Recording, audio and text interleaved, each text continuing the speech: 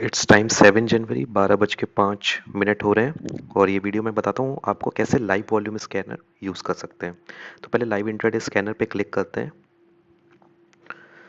और यहाँ पे हम देखेंगे कि परसेंटेज चेंज कितना है किसी स्टॉक्स में कितना ज़्यादा चेंज आया है। तो वो देख सकते हैं जीएम इंफ्रा सबसे ज़्यादा गिरा हुआ है 6.3% और इंडिया सीमेंट सबसे ज़्यादा बढ़ा है 4.02%। लाइव वॉल्यूम स्कैनर पे क्लिक किया हमने तो आप देख सकते हैं यहाँ पे जो कॉलम्स हैं A B C D E F, इन सब का डिस्क्रिप्शन आप ऊपर पढ़ सकते हैं। इट इज़ मेंशन कि हाउ दे बिहेव। ये नेट टुडेज वॉल्यूम है और इसको मैं अगर सॉर्ट करता हूँ तो आप देख सकते हैं सबसे ज़्यादा वॉल्यूम 99.61 मिलियंस आइडिया में है और फिर उसके बाद जीएम इंफ्रा में है, फिर टाटा पावर में है। ये अभी तक की वॉल्यूम है यानी ई सेशन तक की।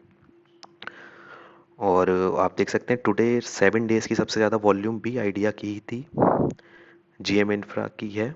और अब मैं ए को कॉलम को सॉर्ट किया तो मैंने देखा, देखिए टाइटन में सबसे ज़्यादा वॉल्यूम आई है। इसको मैंने क्लिक किया और टाइटन का एक ग्राफ है तो आप इनिशियल ए मूवमेंट काफ़ी ज़्यादा हुआ है इसका ए पीरियड में।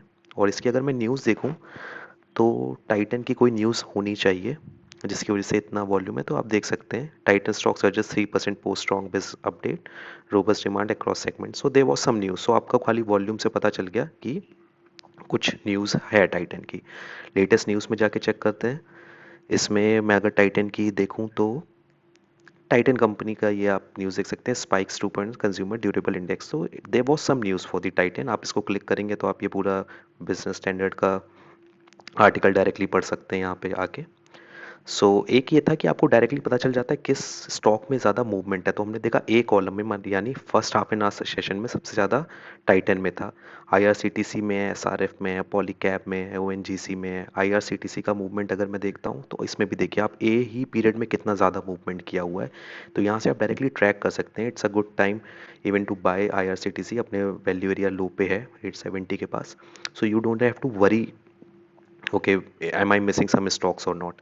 सो यहाँ से आप डायरेक्टली दे सकते हैं कि कौन सा स्टॉक्स में ज़्यादा आज मूवमेंट है, which are more interested to the buyers and sellers.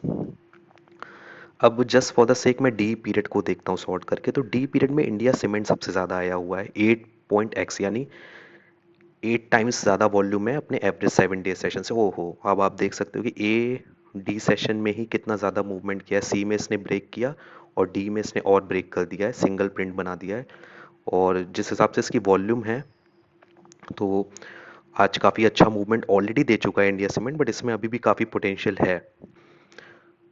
आप इसका नेट रेंज अगर आप देखें अभी तक की तो 12 ये पॉइंट मूव कर चुका है। इसकी एवरेज रेंज आप देखेंगे तो 4.69 6.2, तो आसपास करीब 7 के आसपास इसकी एवरेज रेंज है। और जबकि 12 अभी मूव कर चुका है, स्टिल 2.5 आवर्स हमारे पास बाकी हैं दिन के एंड होने में।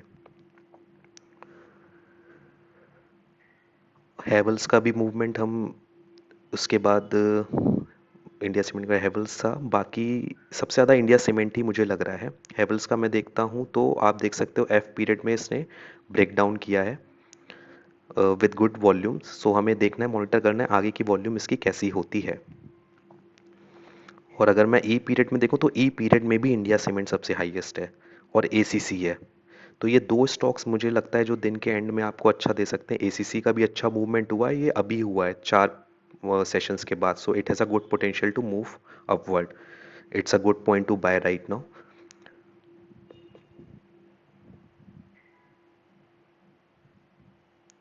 और इंडिया सीमेंट को अगर मैं लाइव इंट्राडे स्कैनर में देखता हूँ, एसीसी को सॉरी, तो एसीसी का आप देख सकते हैं सिंगल प्रिंट अपसाइड है, ई ट्रेंड डे अपवर्ड्स है। मीन्स यहाँ से आप दोनों इंफॉर्मेशन यूज़ कर सकते हैं। I just want to explain this thing. So ये एक है कि आप कैसे इन चीज़ों को यूज़ कर सकते हैं वॉल्यूम स्कैनर को। तो आप देखेंगे इसमें लिखा है columns are marked A to M, यानी ये हर कॉलम एक सेशन बता रहा है। कॉलम A 9:15 to 9:30 है, कॉलम B 9:30 to 10:15 है, ऐसे करके सारे सेशंस हैं। और 7 डेज की जो वॉल्यूम है उसके अगेंस्ट हम आज की वॉल्यूम देखते हैं उसमें कितना इंक्रीज और डिक्रीज है। जैसे एक्स अगर मैं कहूँ तो 7 डेज की वैल्यू में और आज के सेशन में वो कितना बड़ा है। तो अगर 1.96x है तो उसमें चेंज हो जाता है। अब देखिए 5:16 हो गया, 7 जनवरी। अब हम देखते हैं कि मार्केट क्लोज हो चुका है कि हमारे जो स्टॉक्स से कैसे रहे हैं। तो आप देख सकते हैं टाइटन में वॉल्यूम इंक्रीज हुई बट उसके बाद वॉल्यूम डिक्रीज होती गई है।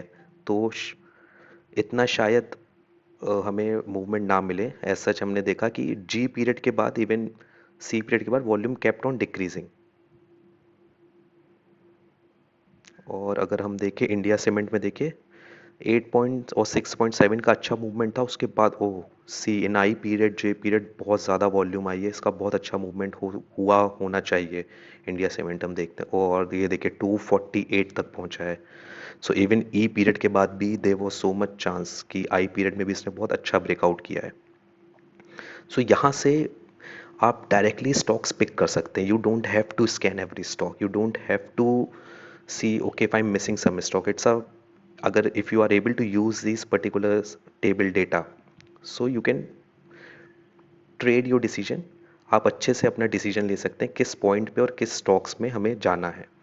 तो जैसे मैंने आपको समझाया कि ये एक्स जो है वो लास्ट 7 डेज है, और फिर उसके बाद ये हमारा उसका मल्टीप्लाई या कम में आ जाता है। जैसे 7.78x है, मतलब 7.7 ज़्यादा वॉल्यूम है नेशनल एम की कंपेयर टू लास्ट 7 डेज उस पर्टिकुलर सेशन में, पीरियड में।